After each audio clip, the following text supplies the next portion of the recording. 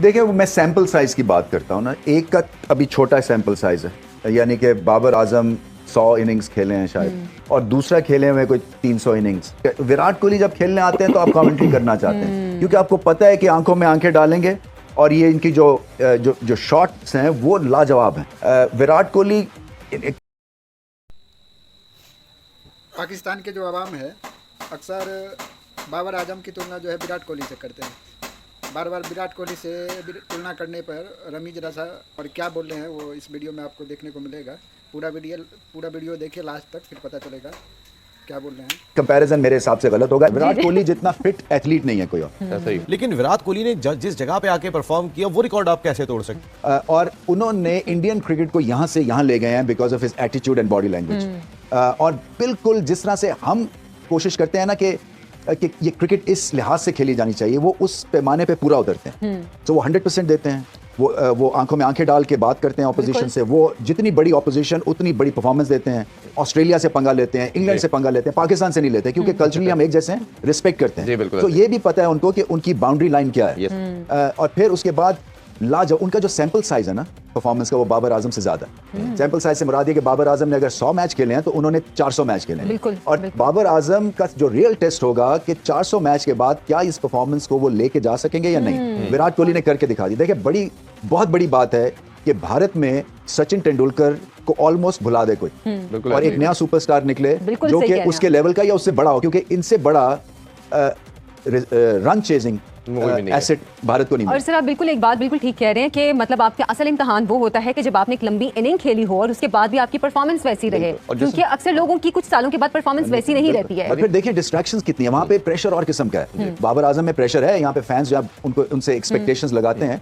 India में जो expectations का एक माउंट एवरेस्ट पहाड़ है और वो आपको फेल होते देखना ही नहीं चाहते हैं। तो वो आप एक पूरी 1 बिलियन या 1.5 बिलियन लोगों की एक्सपेक्टेशंस के साथ फील्ड में उतरते हैं। बिल्कुल। और failure is not an option. फिर आपकी scrutiny, private life, public life, जो आप जिस तरह कपड़े पहनते हैं, जिस तरह एयरपोर्ट में किसी ऑटोग्राफ वाले को ऐसे कर दिया, वो हेडलाइन बन जाती है। तो इस लिहाज से वो बहुत बड़ा एक उनके ऊपर प्रेशर है compare to what Babar has to go through. और जैसे आपने भी बात की कि जो उसकी यूनिकनेस है वो मेरा ख्याल है चेस करते हुए मैच विनिंग इनिंग्स जो है ना वो उनको ग्रेटेस्ट बनाती है, जो तेंदुलकर से ऊपर लेके गई। तेंदुलकर के स्टैट्स पाकिस्तान के खिलाफ खेल गए वर्ल्ड कप में, खेल गए। मतलब मेरा अमर हो गया ना। कहने की बात यह है कि वो अगर मैच हार जाते तो पाकिस्तान आज कहां से कहां, मतलब वो हमारे लिए ग्रेट रेफरेंस पॉइंट बनता वो मैच। मगर विराट कोहली ने भारत के लिए वो ग्रेट रेफरेंस पॉइंट बनाया कि किसी भी सिचुएशन में मैं मैच जितवा सकता हूं और भारत मैच जीत सकता है। और मेरा ख्याल है कि 300 चेस करने वाली उनकी बेतहाशा इनिंग्स है जो दुनिया में किसी बैटर की नहीं है, कि जिस तरह उन्होंने एक डेकेड के अंदर अपना नाम बनाया। और सिर्फ पाकिस्तान नहीं, ऑस्ट्रेलिया की बात कर लें, फुल शॉट अच्छी खेलता है, ऑन ऑफ।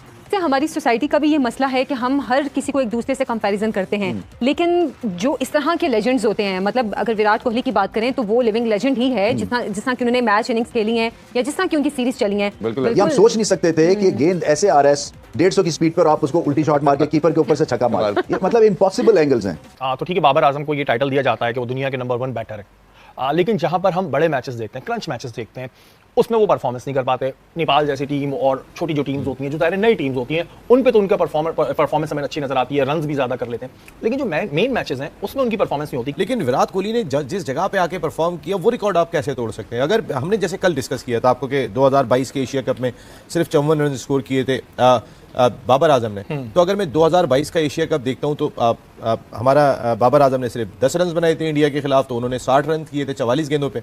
बाबर आजम के कुल रन जो है वो 5 मैचों में 54 थे, जबकि विराट कोहली ने अगर हम देखें तो 276 रन एशिया कप 2022 में स्कोर कर दिए थे। कहाँ 54, कहाँ टूर्नामेंट की मैं बात कर रहा हूँ, इवेंट की बात कर रहा हूँ मैं, और पाकिस्तान के खिलाफ मैच की बात कर रहा हूँ। दैन अगर वर्ल्ड T20 2022 की बात कर लेते हैं, बाबर आजम 0 पे आउट हुए इंडिया के खिलाफ, और वहाँ पे जो है वो वर्ल्ड कप में जो 82 रन 53 गेंदों पे की, उसे आज भी T20 की टॉप इनिंग करार देते हैं जो पाकिस्तान के खिलाफ उन्होंने खेली थी, और एक नामुमकिन को मुमकिन बना दिया था उन्होंने। ये विराट कोहली ने किया था और उस मैच में हमारे बाबर 0 पे आउट हुए थे।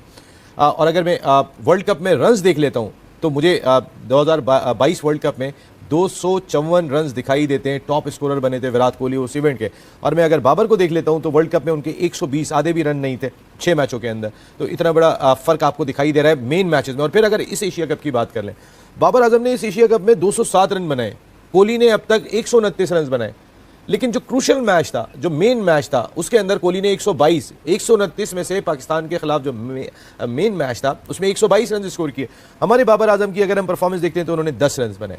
तो कहने का मकसद है बाबर साहब आपके 151 रन अगेंस्ट नेपाल वो कोई वैल्यू नहीं रखते हैं। आप अगर कंपैरिजन करें, देखें जी विराट कोहली से मुकाबला किया जाता है, बाबर आजम का स्टाइलिश दोनों है, खूबसूरत दोनों है, लेकिन यहां से और यहां से मुझे कोहली ज्यादा तगड़े लगते हैं जो मेन मैचेस में परफॉर्म करते हैं। तो क्या हमारे यहाँ जो रैंकिंग देते हैं वो सिर्फ नंबर ही देख के देते हैं कि जी इतने रन ज्यादा हैं तो हैं, कि ये कोई चीज इंपॉर्टेंट नहीं रखती कि बनाए किसके खिलाफ है। अगर आप इंडिया पाकिस्तान की मैच की बात करें, अगर उसमें बाबर सेंचुरी मारते हैं तो हम उन्हें कहते हैं कि बाबर यहाँ है, उसमें आप स्कोर नहीं कर पा रहे। नेपाल जैसी टीम में तो अगर आपको किसी नए प्लेयर को चांस देना चाहिए था, जैसे कि इंडिया ने कल के मैच में दिया, तो ये तो फिर वही बात हो गई कि सिर्फ नंबरिंग का गेम चल रहा है कि जी बस नंबर बढ़ाते जाओ, रन बढ़ाते जाओ और स्कोर चाहे फिर मैच चाहे कहीं भी जाए। ये बड़ा प्लेयर वो है जो बड़े ओकेजन पे परफॉर्म, बिल्कुल ये चीज असल कहने का मकसद है कि उन्होंने ये जरूर बताया कि हम मारते हुए आउट हो गए लेकिन वो लड़ते हुए दिखाई दिए। असली चीज जो होती है वो यही होती है कि आपकी फाइट कितनी है। हम 357 के जवाब में 128 पे आउट हो रहे हैं और दो खिलाड़ी हमारे आए नहीं, उन्होंने कहा कि हमने बेहतर करने में हमारा कितना रोल होता अगर वो 25-30 रन आके वो दोनों ऐड कर देते, क्योंकि आप बॉलिंग थोड़ी कर रहे हैं। नसीम शाह हिटिंग अच्छी कर लेते हैं। नसीम शाह का ये है कि वो उन्होंने अफगानिस्तान के खिलाफ भी मैच जितवाया था,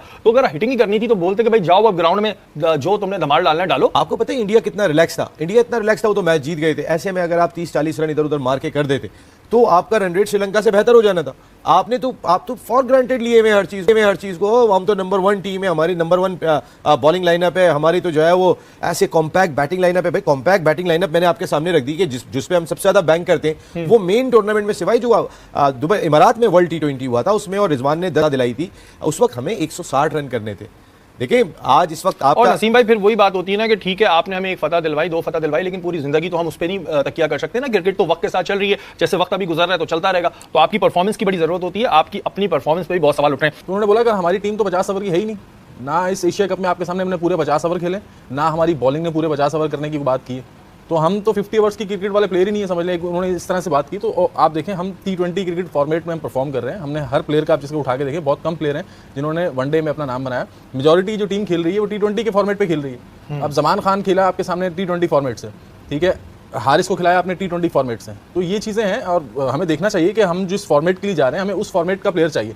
सबसे मेन चीज़ मैं बार बार ये कहता हूँ कि देखें रिप्लेसमेंट्स बननी चाहिए, रिप्लेसमेंट्स होनी चाहिए। जब प्लेयर को आप अगर जो लड़का परफॉर्म नहीं कर रहा तो आप उसका रिप्लेस करेंगे तो उसको फील होगा कि यार मुझे परफॉर्म करना है, मुझे वापस टीम में आना है। अगर हम पाकिस्तान के पिछले 6 महीने की जीत देखें, जो उन्होंने ज़्यादातर 6 महीने में मैचेस जीते हैं, वो मैंने ये देखा है कि काफ़ी जो इतनी ज्यादा मजबूत टीम्स नहीं थी उनके खिलाफ उन्होंने अच्छी परफॉर्मेंस का मुजाहिरा किया अपने मुल्क में। अदरवाइज बड़ी टीम्स के सामने नहीं, वर्ल्ड कप में तो आपका सामना पूरी दुनिया की टीमों से होगा, उसमें ऑस्ट्रेलिया है, न्यूजीलैंड है और दूसरी टीम्स है, उधर फिर कहां देख रहे हैं? अभी भी 6 महीने में जो टीमें आई हुई हैं आप देखें, ऑस्ट्रेलिया आई उसमें भी 5 प्लेयर मेन प्लेयर थे, बाकी 8-9 प्लेयर जो थे उनके वो नए प्लेयर थे। उसके अलावा न्यूजीलैंड आई वो उसमें भी 4 प्लेयर उनके एक्सपीरियंस प्लेयर थे, बाकी 11 प्लेयर उनके जो थे वो नए प्लेयर थे। तो हर टीम वो तो अपने नए बच्चों को तैयार कर रहे हैं बेच-बेच। और आप देखें जैसे अब इंडिया के मैच में भी आज के कल के मैच में भी जो हुआ है इंडिया वाले मैच में, उसमें भी उन्होंने अपने प्लेयरों को रेस्ट दिया है और जो नहीं खेले थे उनको मौका दिया कि यार चलें हम अपने प्लेयरों को रेस्ट देके जो नए प्लेयर्स हमारे साथ आए उनको तो देखें वो कहाँ स्टैंड करें। तो ये हर टीम का एक सिनेरियो होता है, हर कप्तान को ये चीज़ पता होनी चाहिए। और बाबर की कप्तानी जैसे आप कह रहे हैं कि शोएब भाई ने कल भी कही ये बात कि बाबर की कप्तानी अब सवालिया निशान खड़ा कर रही है, क्योंकि ना उसको पिच रीड करनी आ रही है, ना ही उसको बॉलिंग के हिसाब से कुछ मैनेज करना आ रहा है कि मैं क्या करूँ। तो आपने देख लिया कि रमीज राजा क्या बोल रहे हैं बाबर आजम की विराट कोहली से तुलना करने पर, और आपका क्या माने प्रतिक्रिया है इस पे? आप कमेंट करके हमें जवाब दे सकते हैं। वीडियो देखने के लिए धन्यवाद। चैनल को सब्सक्राइब करें और लाइक करें। धन्यवाद।